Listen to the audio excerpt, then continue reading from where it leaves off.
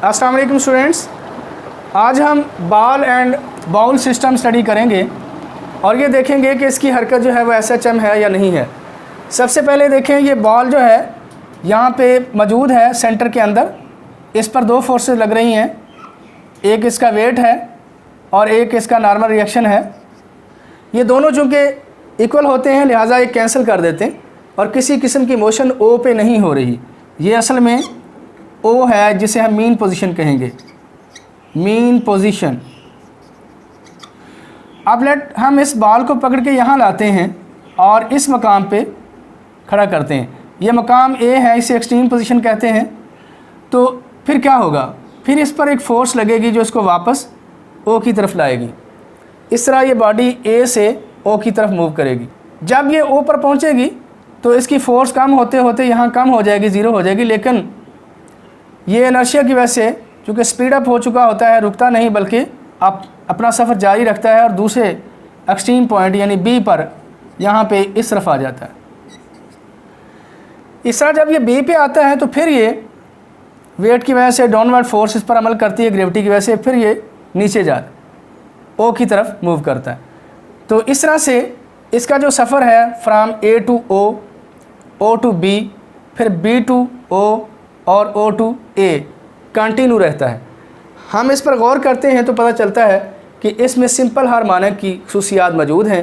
यानी इसका जो एक्सेलरेशन है वो डायरेक्टली प्रोपोर्शनल टू -x है और इस एक्सेलरेशन की डायरेक्शन जो है वो मीन पोजीशन की तरफ है। बॉल की जो वेलोसिटी है यानी v, वो दोनों एक्सट्रीम पोजीशन पे 0 है, v इक्वल टू 0। एक्सीलरेशन जो है वो मैक्सिमम है, एक्सीलरेशन मैक्सिमम है कहाँ पे, A और B एक्सट्रीम पोजीशन पे। और O पोजीशन पे क्या सूरत हाल बनती है, O पे वेलोसिटी जो है वो मैक्सिमम हो जाती है और एक्सीलरेशन जो है वो 0 हो जाता है। तो स्टूडेंट्स, ये जो खुसूसियात हैं ये बेसिकली सिंपल हार्मोनिक मोशन की हैं। Ball and bowl system. Students, आज हम बॉल एंड बाउल सिस्टम की मोशन को स्टडी करेंगे और ये साबित करेंगे कि बॉल एंड बाउल सिस्टम जो है ये भी सिंपल हार्मोनिक मोशन करता है। The motion of a ball placed in a bowl is another example of simple harmonic motion. When the ball is at the mean position O, that is at the center of the ball, यानी जब ये O पे है तो ये centre है ball का। Net force acting on the ball is 0, तो नेट फोर्स 0 है। In this position weight of the ball acts downward, ऐसी सूरत में बॉल का जो वज़न है वो नीचे की तरफ है। And is equal to the upward normal force, और ये वेट जो है ये नॉर्मल फोर्स के बराबर है सरफेस ऑफ द बॉल, जो सरफेस ऑफ बॉल के ऊपर लग रहा है normal. Hence there is no motion, इसलिए जब नॉर्मल फोर्स और वेट एक दूसरे को कैंसिल कर देते हैं तो किसी किस्म की मोशन नहीं होती। स्टूडेंट, ये पिक्चर में आप देख रहे हैं, जब ये O पर मौजूद है बॉल तो डाउनवर्ड वेट है W बराबर mg, ऊपर को नॉर्मल रिएक्शन R, ये दोनों एक दूसरे को कैंसिल करते हैं। नेट फोर्स 0 होती है O पोजीशन पर, इसलिए ये रेस्ट पे होता है।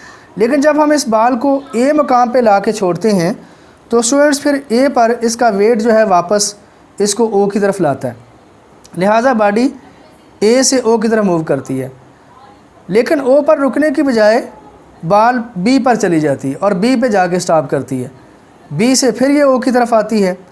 इस तरह इसके सफ़र के आप 4 हिस्से कर सकते हैं, यानी A से O की तरफ, O से B की तरफ, वापस B से O की तरफ और फिर O से A की तरफ। इस तरह स्टेप बाय स्टेप अगर आप इन चारों स्टेप्स को डिटेल से बयान करेंगे तो साबित हो जाएगा कि बॉल एंड बाउल सिस्टम जो है ये भी सिंपल हार्मोनिक मोशन की एग्जांपल है। Now if we bring the ball to position A, यानी हमने O से बॉल को A पर ला के छोड़ा है एंड देन रिलीज़ इट, छोड़ते हैं तो क्या होता है, ball will start moving toward the mean position O, तो ये वज़न की वजह से O की तरफ आएगी। Due to the restoring force cause by its weight, यानी A पे जब हम ला के छोड़ते हैं बॉल को तो अपने वेट की वजह से रिस्टोरिंग फोर्स जो पैदा हो रही है वो उसको O की तरफ खींचती है वापस। At position O the ball gets maximum speed, O पे जाके ये मैक्सिमम स्पीड गेन कर लेता है और इनर्शिया की वजह से रुकने की बजाय बी तक चला जाता है, ओ पे नहीं रुकता। When going toward the position be the speed of the ball decrease, अब ओ से बी की तरफ जाते हुए ये दूसरा स्टेप है जर्नी का, बॉल की स्पीड कम होती है, कम होते होते बी पर पहुंचकर रुक जाती है, ज़ीरो हो जाती है। At the position be the ball stops for a while, फिर क्या करती है, फिर वापस चूँकि ग्रेविटी की वजह से उसको ओ की तरफ खींचा जाता है under the action of the restoring force, फिर वो बी से ओ की तरफ दौड़ती है। This to and fro motion of the ball continue, ये आगे पीछे हरकत जो है to and fro motion, back and forth motion about mean position O, ये जारी रहेगी till all its energy is lost due to friction, कि अगर फ्रिक्शन की वजह से उसकी एनर्जी ज़ाया हो जाएगी तो ये रुक जाएगा, अदरवाइज़ अगर फ्रिक्शन लेस सिस्टम है तो फिर ये अपनी इस हरकत को जारी रखेगा। Thus the to and fro motion of the ball about a mean position placed in a bowl is an example of simple harmonic motion. Student ये हम इसको वर्चुअल लैब के अंदर सिमुलेशन के थ्रू मज़ीद ऑब्ज़र्व करते हैं और एक्सपेरिमेंट के थ्रू इसको देखने की कोशिश करते हैं। स्टूडेंट अब हम लैब के अंदर वर्चुअल लैब में स्टडी करते हैं कि बॉल एंड बाउल सिस्टम किस तरह काम करता है। एक्चुअली ये एक स्टूडेंट जो है आपको दिखाई दे रहा है जो एनर्जी स्केटिंग कर रहा है। ये स्केटिंग करते हुए आप इसको देख सकते हैं, अगर हम फ्रिक्शन इसकी ज़ीरो कर दें और मकाम ए पर यानी एक्सट्रीम पोजीशन पे ला के छोड़ें तो ये क्या करेगा, ओ की तरफ तेज़ी से आएगा और फिर ओ से बी की तरफ, बी पे जाके रुक जाएगा, वापस ओ की तरफ ये ट्रैवल शुरू कर देगा। ठीक है, अब ये जो इसकी ट्रैवलिंग है ए टू ओ, अब ये ए पे मौजूद है, ए से ओ की तरफ आ रहा है, ओ से बी यानी दूसरे एक्सट्रीम पोजीशन पे, फिर ओ पे।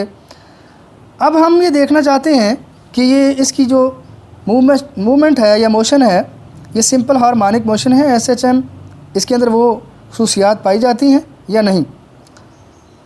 सबसे पहले हम इसकी स्पीड को ऑन करते हैं ताकि हम स्पीडोमीटर से ऑब्ज़र्व कर सकें। आप देखें जो ही ये ओ पर पहुंचता है तो मैक्सिमम स्पीड गेन कर लेता है, इंतहाई आखिरी मकाम पे पहुंचकर इसकी स्पीड ज़ीरो हो जाती है। ओ पर मैक्सिमम स्पीड गेन करता है और बी पर और ए पर जाकर ज़ीरो स्पीड हो जाती है। गोया कि इसके अंदर जो एक्सीलरेशन है वो टुवर्ड मीन पोजीशन है और इंतहाई आखिरी मकाम जो एक्सट्रीम पोजीशन है ए और बी, वहाँ पे इसकी वेलोसिटी ज़ीरो होती है और ओ पर इसकी वेलोसिटी मैक्सिमम होती है। इसी तरह इसका एक्सीलरेशन जो है वो ए और बी पर मैक्सिमम होगा जबकि ओ पर इसका एक्सीलरेशन ज़ीरो होगा।